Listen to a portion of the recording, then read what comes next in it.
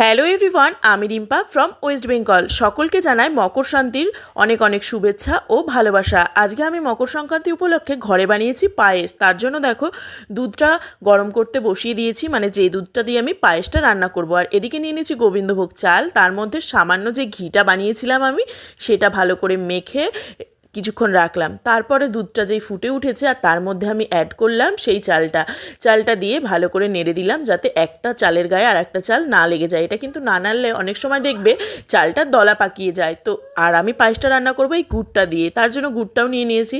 কিছুক্ষণ পর চালটা দেওয়ার পর যখন ফুটে উঠেছিল তার মধ্যে আমি গুড়টাকে দিয়ে দিলাম আর ভালো করে ফুটতে দিলাম।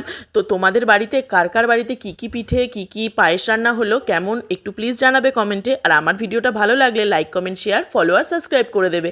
আর দেখো গল্প করতে করতে পায়েসের রঙটাও কি সুন্দর চেঞ্জ হয়ে ফুটে উঠেছে, তাই না? আর পায়েসটা দেখতেও খুব সুন্দর হয়েছে, জানো তো, খেতেও ততটাই টেস্ট হবে। আর তোমাদের কাদের কাদের বাড়িতে কী কী পিঠে হলো অতি অবশ্যই কমেন্টে জানাবে। আর সকল বন্ধুকে অন্তর থেকে অনেক ভালোবাসা, আর সকলকে বলবো এভাবেই আমার পাশে থেকেও ভালোবাসা দিয়ে। শুধু পায়েসই নয়, তার সাথে আমি অনেক কিছু বানিয়েছিলাম। আর পৌষ সংক্রান্তি উপলক্ষে কথার এই দেখো পায়েসটা। তো সকলকে এই বলেই রাখলাম, তো বা